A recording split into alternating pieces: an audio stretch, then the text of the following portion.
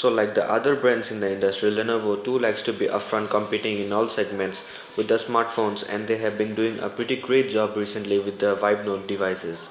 The K6 Power is the latest of the bunch. So let's take a look at how this one stacks up with the competition.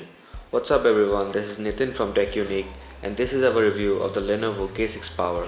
Starting with the hardware, as we round up on the specs, I would like to say Lenovo has taken up a slightly refreshing design aspect with this smartphone.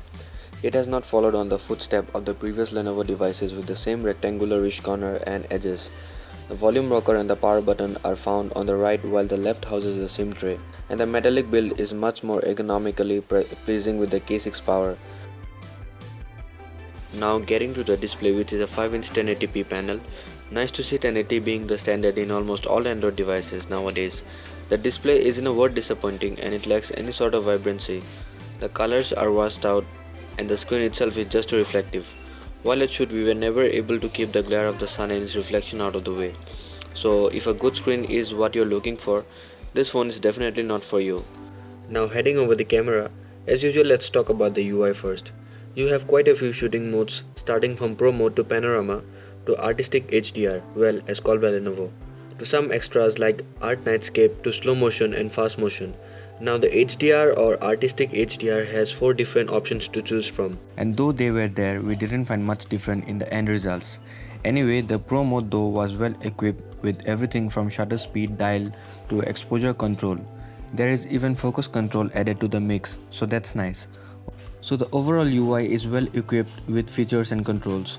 So if you choose to simply take shots without much extras, you can do that for sure. Now there was one option which at first didn't make any sense to us, but later we discovered its functionality, and that's a smart mode toggle tucked into the upper left corner of the screen. Now what this does is it finds for the proper distance from the subject to expose it perfectly and to keep the subject at the absolute focus. It's a smartphone implementation and works well. You need to align the camera properly from the subject until the camera finds the right spot and indicates you to take the click. Video recording is available up to 1080p at 30 fps, which is okay for the price and the quality is average. Now talking of the shots, the 13MP snapper takes some fairly decent shots. The color reproduction tends to favor the cooler spectrum a bit but are usually okay, and the detail level is nice at least when using outdoor during daytime. Macro shots are really nice with camera as it creates a really nice effect, and panoramas are stitched well. So the performance of the camera I would say is pretty satisfactory for the price. The front snapper too does a decent job with the sufficient detail and nice color. The camera is definitely one of the strong suits of this smartphone. Now moving on to the software and performance, the K6 is running on Lenovo's proprietary software on top of Android 6.0 Marshmallow. The UI is fairly well balanced when it comes to the looks, though far from stock Android. Things like the notification shades and settings tab have been tweaked a lot, and though they might not appeal to many, they are surely not as confusing as some other Android skins out there. Lenovo's UI does consist of quite a few features, and they are well, most of them are generally useful than gimmicky. Things like dual apps, which lets you manage 2 accounts of the same apps in one phone, the ability to customize your notification shade and choose the grid size and number of apps per row, and the power saving features are all nice additions that we certainly enjoyed. The performance too was not bad by any means, even though the phone packs an entry-level processor inside. The UI itself was quite fast. Obviously not fast as MIUI, but very fast nevertheless. Well, anyway, talking about the software, we must mention that the launcher preference is something that's nice to see. You get to choose either from the default Android launcher with the app drawer or the Vibe launcher, which does not consist of any app drawer and is more like the Chinese OEM skin. This is the only thing it changes, though other things remain the same. Anyway, the Snapdragon 430 is still a startup chipset from Qualcomm, so the performance is as expected and is not going to blow your mind obviously. It is good for performing most regular tasks and gets the job done. But if you're looking for sheer power, then you might as well look elsewhere because this phone will not meet your requirements.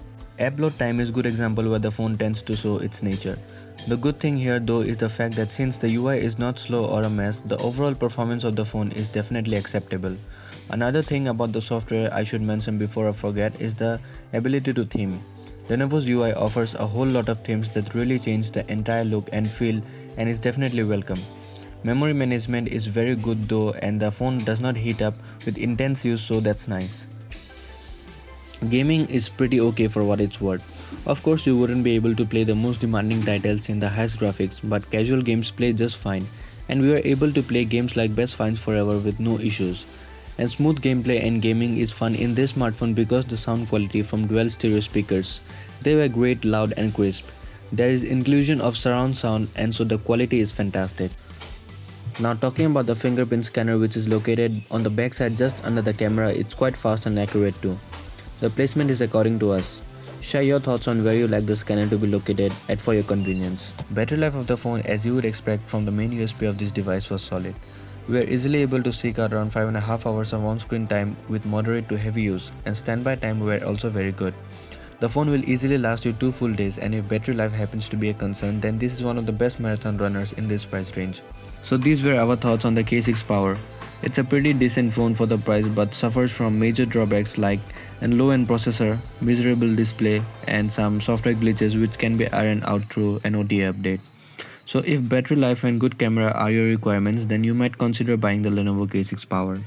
Do let us know what you think about this device and please give us a like if you like watching this video and subscribe to our channel for more. This was Nathan from Tech Unique signing off. We'll see you in the next one. Peace.